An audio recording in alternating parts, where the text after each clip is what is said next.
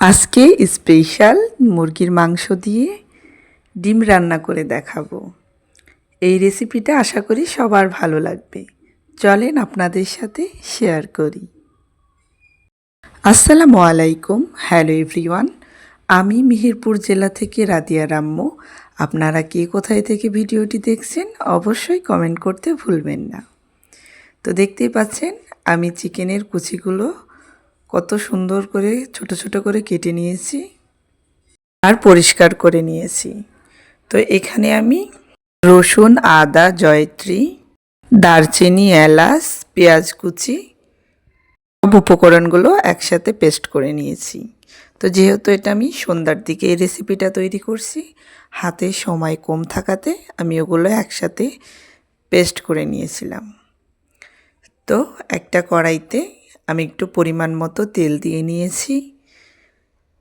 তো এরপর আমি ধুয়ে পরিষ্কার করে রাখা কুচি কুচি মাংসগুলো আমি সুন্দরভাবে এই তেলে ভেজে নিব।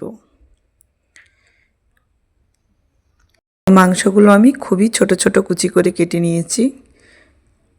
তো ডিমের সাথে এই মাংসের রেসিপিটা খেতে অনেক সুস্বাদু, অনেক সুন্দর লাগে। তো মাংসটা আমি জাস্ট ভেজে নিব সুন্দর করে। তো ভেজে নেওয়ার ফলে যে মুরগির এক্সট্রা স্মেল থাকে সেটা চলে যায়। আর এখানে আমি 4টা ডিম সিদ্ধ করে নিয়েছি। তো দেখতেই পাচ্ছেন মাংসটা কত সুন্দরভাবে আমার ভাজা হয়েছে। তো কড়াইতে অবশিষ্ট যে তেলটুকু ছিল আর একটু তেল অ্যাড করে এখন বাকি যে উপকরণ মশলা বাটা ছিল সেগুলো আমি ভালোভাবে তেলের ওপর দিয়ে কষিয়ে নিব। তো সুন্দরভাবে আমি নেড়েচেড়ে কষিয়ে নিচ্ছি। মশলাটা যত সুন্দরভাবে কষানো যাবে মাংসের টেস্টটা তত সুন্দর বাড়বে।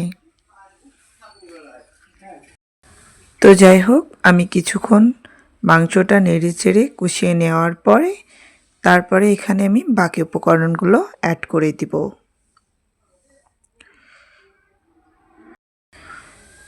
তো আমি এখানে এক্সট্রা কোনো পানি অ্যাড করি নাই।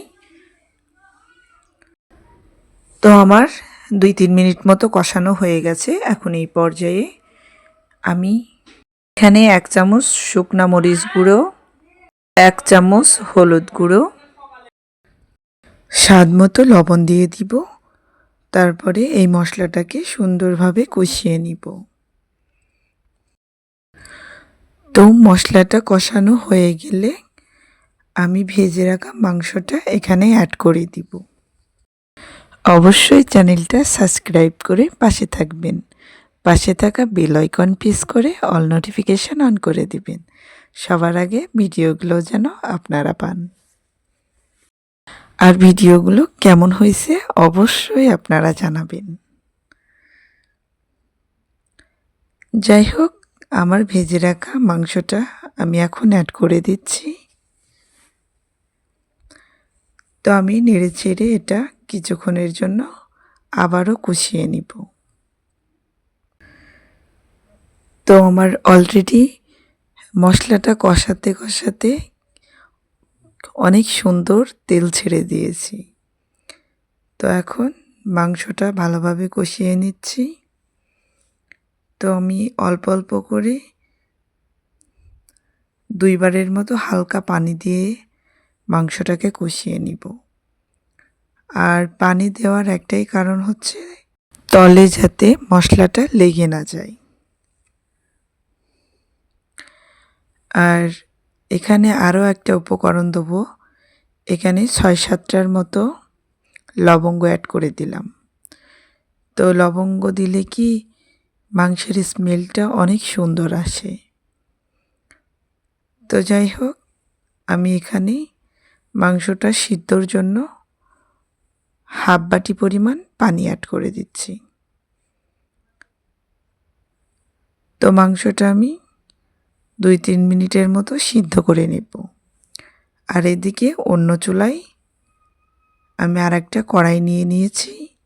তো কড়াইতে অল্প পরিমাণ তেল দিয়ে দিয়েছি। আর ডিমগুলো একটা একটা করে ছেড়ে দিচ্ছি। হ্যাঁ, আরেকটা বিষয়, আমি ডিমের গাগুলো হালকা করে কেটে নিয়েছি। তো আমি নেড়ে চেড়ে সুন্দর করে ব্রাউন কালার করে ডিমগুলো ভেজে নিব।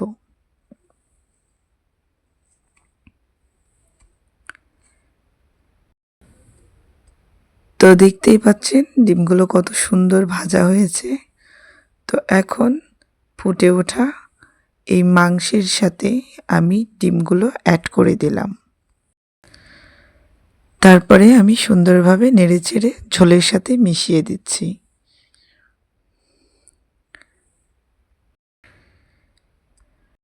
তো তারপরে আমি এটা 7-8 মিনিটের জন্য ঢেকে দিলাম।